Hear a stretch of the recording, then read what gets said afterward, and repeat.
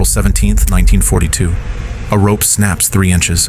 A 63-year-old man dangles 150 feet above jagged rocks, blood streaming down his palms.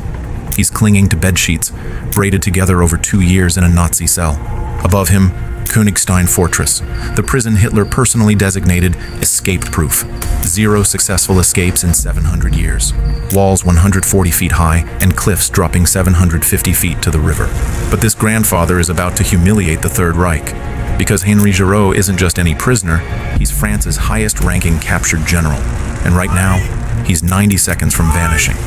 When the Nazis discover his empty cell, Hitler will be so furious he'll put a 100,000 Reichsmark bounty on Giraud's head and order shoot on sight across the entire Reich. The greatest manhunt in Nazi Germany for a 63-year-old man armed with nothing but bed sheets, forged papers, and the audacity to sit in first-class train cars, surrounded by the officers hunting him. How did a limping grandfather outsmart Hitler's inescapable fortress? And what made him bold enough to mock the Nazis on his way out? Königstein is not a prison. It is a geological weapon. The fortress squats atop a sandstone mesa 240 meters above the Elbe Valley in eastern Saxony, its outer walls rising another 42 meters from sheer cliff. Built in the 13th century and converted by the Wehrmacht in 1939 into a holding facility for high-value Allied officers, the stronghold has never suffered a successful escape in its 700-year history. The statistics explain why. The only approach is a single fortified gate accessible by a narrow stone bridge. Every other direction ends in vertical rock. Guards do not bother stringing barbed wire along the ramparts. The drop handles security. Inmates call it the Sargfelsen, the coffin cliff. On foggy mornings, the fortress floats above the clouds like a stone island suspended in white nothing, its towers vanishing into mist. The Nazis tour visiting dignitaries through the grounds to demonstrate German engineering supremacy. Escape-proof, they boast. Even gravity obeys the Reich. Henri Giraud arrives at Königstein on June 2, 1940, 13 days after his capture near the Belgian border. He is not a common prisoner. At 61, he commands the French 7th Army and holds the rank of 4-star general. The Wehrmacht snatched him on May 19th during the chaotic retreat at Le Catelet, when his staff car drove into a German patrol. Goebbels milks the propaganda for weeks. France's most decorated field commander now a trophy behind German bars. Hitler himself reportedly requests updates on Giraud's detention and orders that the general be held in maximum security conditions. The commandant at Königstein receives explicit instructions from Berlin. This prisoner does not leave. Ever. The general limps into the yard with a cane. A bullet wound from 1914 never healed properly. His left knee clicks with every step. He is tall, over 6 feet, broad-shouldered, and carries a silver mustache waxed to needle points. He looks like a man built for cavalry charges, not prison escapes. The guards see a relic. They grant him courtyard privileges, garden strolls, even German language tutorials to occupy his time. Why not? The walls are 42 meters high. The cliffs are 240 meters down. What could this creaking old soldier possibly do? Sprout wings and glide to Switzerland? Giraud asks no questions. He walks the perimeter every afternoon, nodding to sentries, pausing at overlooks. To observers, he appears to be savoring fresh air. He is mapping. He notes the watchtower rotations, 4 towers, 12-minute cycles.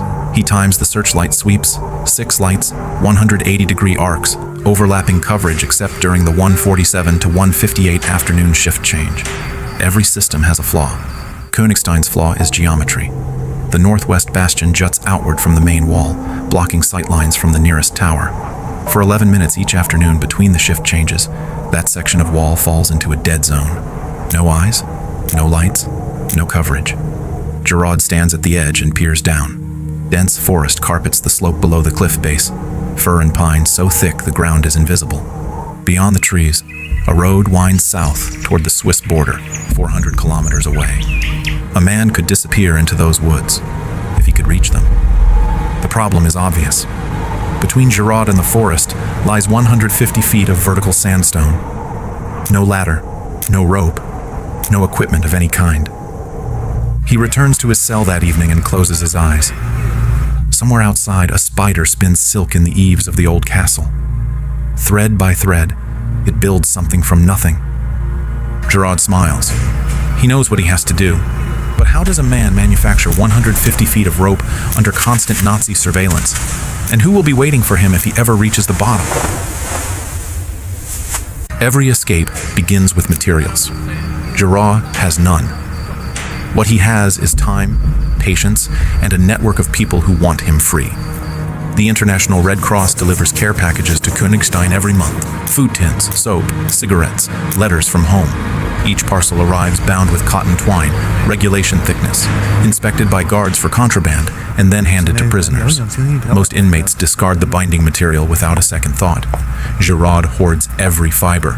He bribes a French corporal named Lefebvre, assigned to the mailroom on work detail, with his entire cigarette ration, 2 packs per week. Lefebvre skims extra twine from incoming packages and slips it under Giraud's cell door after lights out, wrapped in newspaper to muffle the sound. Within 6 months, Giraud has accumulated nearly 200 meters of thin cord, hidden in a hollow table leg. It is nowhere near strong enough to hold a man's weight.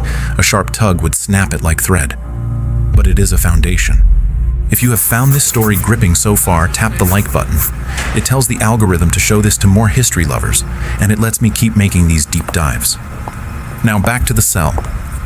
Phase 2 is fabric. Giraud cannot steal entire bed sheets. The guards inventory linens every Tuesday, counting blankets, pillowcases, mattress covers. A missing sheet would trigger an immediate search. Instead, he harvests threads. Each night, after the 10 p.m. inspection, working by the faint glow of moonlight through his barred window, he unravels a few centimeters from the hem of his wool blanket using a bent pin.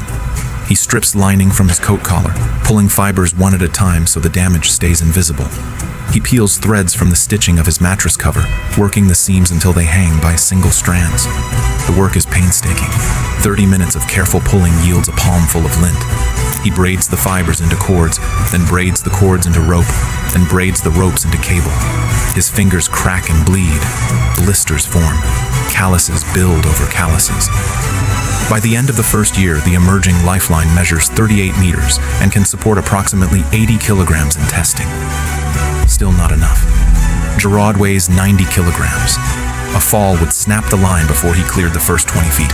The solution arrives in January 1942, hidden inside a hollowed-out copy of Montaigne's essays sent from France through approved family mail. Someone, his wife, a resistance contact both, has packed the spine with copper wire no thicker than fishing line, 50 meters coiled tight and invisible to X-ray inspection. Giraud weaves the wire into the rope's core strand by strand, doubling its tensile strength. He adds wooden toggles every 3 meters for grip, carved from a broken chair rung using a sharpened spoon. He fashions a crude seat from a plank ripped from his bed frame, drilling holes with the same spoon and threading the rope through in a cradle pattern. By early April 1942, the finished product coils beneath his floorboards. 46 meters of hybrid cable, thick as a man's wrist, tested nightly by hanging from his cell's window bars until his arms give out. It holds. It holds. Hiding the rope becomes a second full-time job. Nazi guards search Giraud's cell every morning at 7 o'clock, tapping walls with truncheons, lifting mattresses, running fingers along floor seams, checking inside books and under tables. Giraud stays one step ahead. He stores the rope inside the hollowed table leg during inspections. Replacing the plug with wood filler he mixes from sawdust and spit. He wraps sections around his torso beneath his coat during exercise walks, transferring coils to a drainage grate near the blind spot wall section by section over weeks. He never keeps the entire length in one location. If the guards find a piece, they might assume it is an isolated amateurish attempt and increase surveillance without ordering a full investigation. They will not discover the whole cable. They will not realize how close their prized prisoner is to vanishing.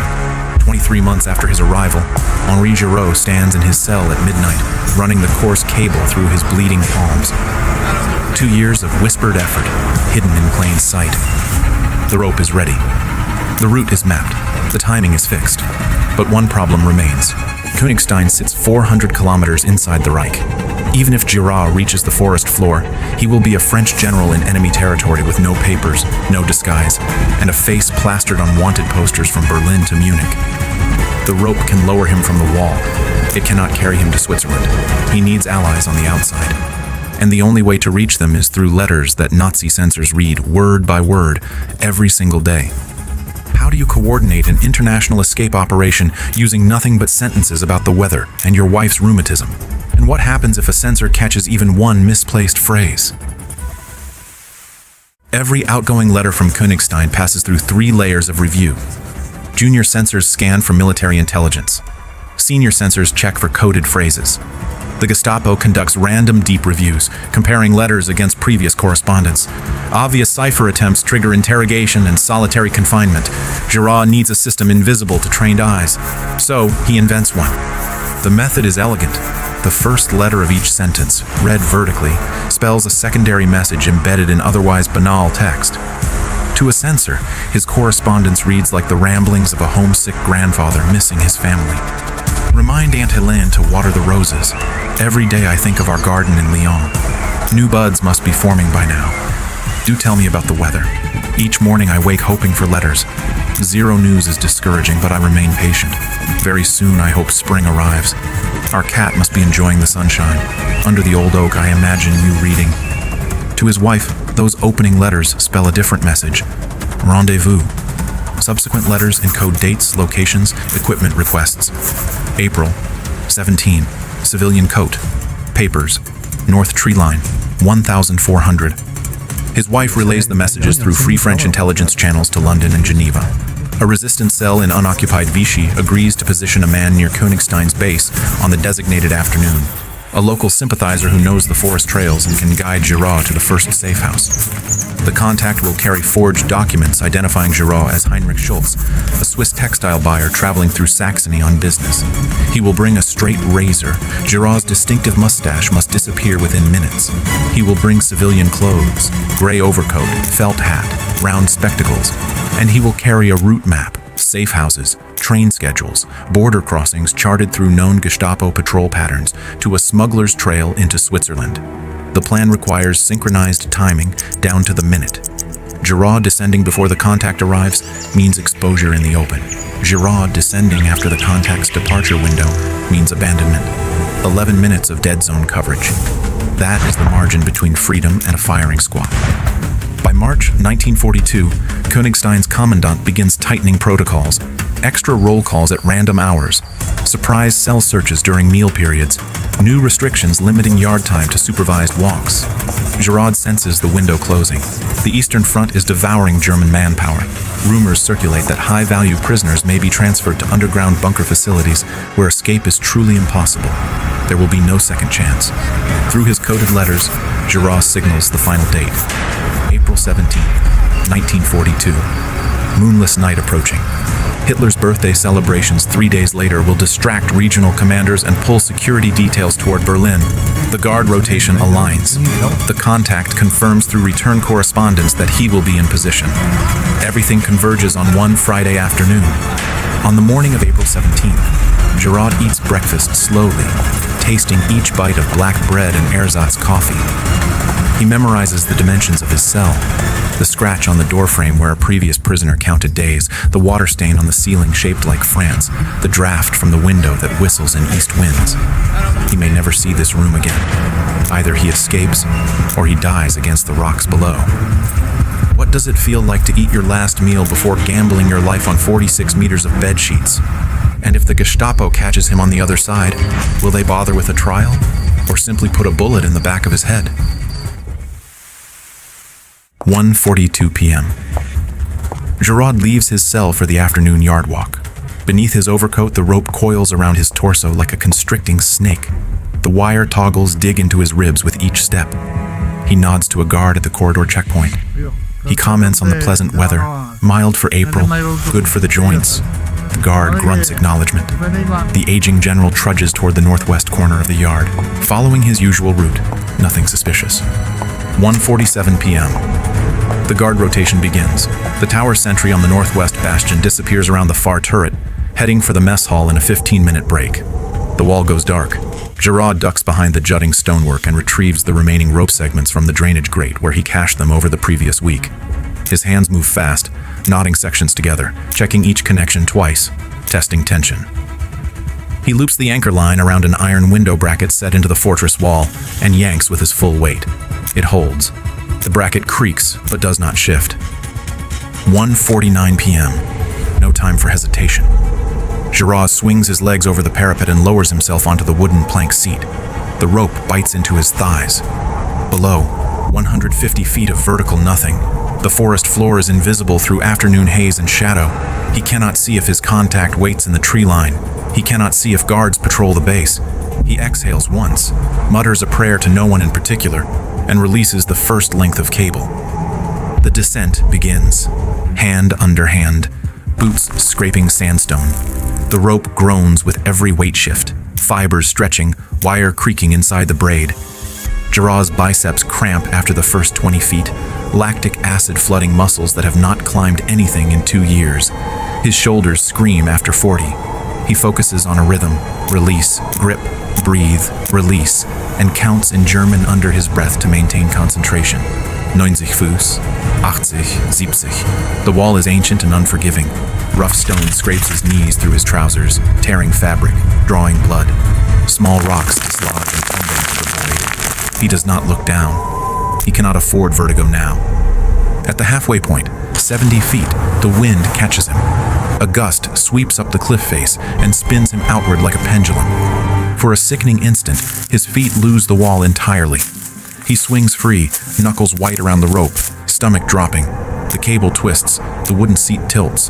Giraud kicks desperately, boots scraping stone until they catch a ledge.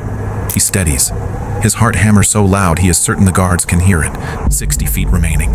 50. Then, footsteps. Above him, on the parapet, boots clicking on stone. A guard. Giraud flattens against the rock face, pressing his cheek to cold sandstone, and stops breathing. He can hear the click of a lighter, the crackle of tobacco catching flame. The sentry is 15 meters overhead, leaning against the rampart, enjoying a cigarette during his unauthorized break. If he glances over the edge, if he drops an ash and watches it fall, it is over. Seconds stretch into hours. The cigarette hisses in the wind. Giraud's lungs burn. The boots shift. Then they pace away, fading around a corner turret. Gone. Giraud waits 3 more heartbeats before releasing his breath. Too close. 40 feet. 30. The rope thins as the final coils unspool through his bleeding palms. The wire pokes through worn fabric in places, slicing skin. 20 feet. His arms shake so violently the entire line vibrates against the rock, humming like a plucked string. 15. His boots scrape empty air, then touch earth, dirt, dead leaves, solid ground. He is down. Giraud rolls into a thicket of underbrush, yanks the rope after him to hide the evidence, and scans the tree line with burning eyes. A figure emerges from the shadows 40 meters north. Wool coat, felt hat, frightened face pale in the dim light. The contact. No words pass between them. The man rushes forward and presses a bundle into Giraud's bleeding hands.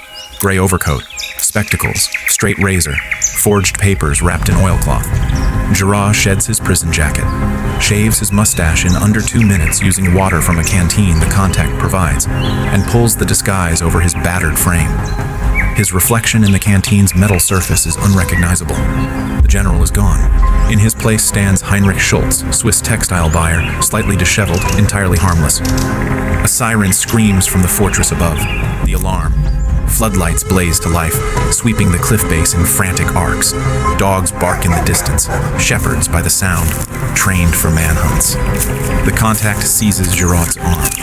They vanish into the pines. Can a disguise and forged papers fool the Gestapo across 400 kilometers of hostile territory? And when Adolf Hitler hears the news on the eve of his own birthday, how far will he go to drag this man back in chains? Within 3 hours, news of the escape reaches Berlin. Adolf Hitler learns during an evening briefing and erupts. Königstein was supposed to be impregnable. Now his trophy prisoner is loose, and the international press will feast on German humiliation for weeks. Hitler orders a 100,000 Reichsmark bounty on Giraud's head, enough to buy a house in any German city. He issues a shoot-on-sight directive to all Wehrmacht and SS units. Gestapo chief Heinrich Himmler mobilizes special pursuit squads drawn from counterintelligence divisions across the Reich. Roadblocks materialize on every highway out of Saxony within 6 hours. SS agents begin boarding trains, checking buses, questioning innkeepers. Every tall man with a trace of a foreign accent becomes a suspect. Giraud walks straight into the storm. Not through the woods, through first-class rail carriages crowded with German officers. His contact escorts him to a rural station 12 kilometers from the fortress, purchases 2 tickets to Leipzig, and seats the disguised general in a compartment across from a pair of Wehrmacht lieutenants returning from leave. The officers are reading newspapers. The front page carries Giraud's photograph, the old photograph with the mustache, alongside the headline, "French General Vanishes from Fortress." One of the lieutenants mutters in German, shaking his head. How does a 60-year-old man climb down a wall like a spider? Giraud, fluent after 2 years of German lessons, supposedly meant to help him adjust to captivity, clucks sympathetically. Perhaps he had help from inside, he offers in flawless Hochdeutsch. The officers nod, accepting this well-spoken Swiss businessman as a patriotic civilian intrigued by the scandal. Giraud buys them beers from the dining car later that evening, hiding his bandaged palms beneath a folded newspaper. He is Heinrich Schultz. He is harmless. He is invisible. For 10 days, Giraud zigzags through the Reich by train, bus, and foot, doubling back on his route to confuse trackers, switching identities at safe houses, sleeping in barns and church basements. At one checkpoint in Bavaria, Gestapo agents board his carriage and begin demanding papers from every passenger. Giraud has already engaged a young Wehrmacht officer in conversation, discussing Rommel's Africa Corps, trading opinions on tank tactics, and when the black-coated agent reaches for Giraud's documents, the lieutenant slams his newspaper down and snaps, "How dare you interrupt us? Can't you see we're talking?" The Gestapo man stiffens, apologizes, and moves on without checking Giraud's forged Swiss passport. The prey has become a shadow. At another station, guards are pulling aside tall men for additional screening. Giraud waits until his train lurches forward, then drops from the far side of the carriage onto the opposite platform, lands hard on his bad knee, and limps toward a rear car as if he simply missed his connection. A Gestapo officer helps him climb aboard, muttering about careless travelers. Giraud tips his hat in thanks. The wolf has just assisted the rabbit into the warren. April 27th, day 10, dawn. The Swiss border lies a kilometer ahead through forested hills and one final checkpoint manned by armed sentries. Giraud's contact has vanished into a safe house. From here, the general travels alone. He follows a smuggler's trail marked by notches in tree bark, dodging German patrols by the sound of their dogs echoing through morning mist. His lungs burn. His knee screams with every step. The tree line breaks. Ahead, figures in dark uniforms raise rifles and shout. Stop or I'll shoot! No, the insignia is different. Swiss-German accent, not Prussian. Giraud raises his hands, identifies himself in rapid French, and waits. The Swiss commander studies the exhausted, clean-shaven man with rope burns on his palms and hollow eyes. A long moment passes. Then the officer nods. The rifles lower.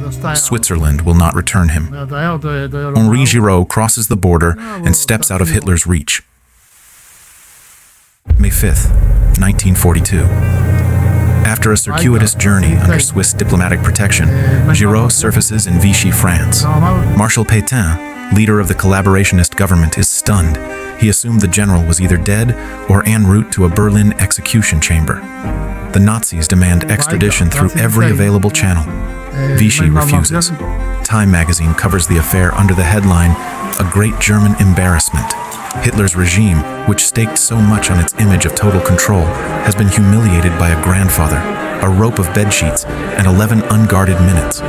Giraud cannot resist twisting the knife. From Vichy, he sends a telegram to his wife. Business concluded. Excellent health. Affectionately, Henri. It is the exact same message he sent after escaping German captivity in 1914, 28 years earlier. Different war, same audacity. Then, according to multiple post-war accounts from French intelligence officers, he mails a brief note to Königstein's commandant thanking him for the pleasant accommodation during his stay. The German officer reportedly tears it to shreds without finishing the first sentence. For occupied France, the news lands like a thunderclap. If a 63-year-old man with a limp and a bad knee can outwit the Reich's most secure fortress, what else is possible? Resistance cells across the country report a surge in recruitment in the weeks following. The myth of Nazi invincibility cracks, hairline fractures spreading through an empire that had seemed unbreakable. Within 18 months, Giraud will work alongside the Allies, eventually co-commanding Free French forces with Charles de Gaulle during the liberation of North Africa. But those chapters come later. The legend is born here, on a cliff face, on a cable braided from garbage and hope, in the 11 minutes that no one was watching. The morning after the escape, guards searching Giraud's empty cell find a message scratched into the stone windowsill with a nail or sharpened spoon. 4 words in French: Au revoir et merci. Goodbye and thank you. The fortress that was supposed to hold him forever now holds only his parting punchline, carved into the rock for every future prisoner to see. Sometimes the greatest revenge is proving your enemy wrong. And if you want to see how another group of underdogs beat impossible odds, this time by escaping a Nazi dead camp hiding with Nazi uniforms, watch this story next.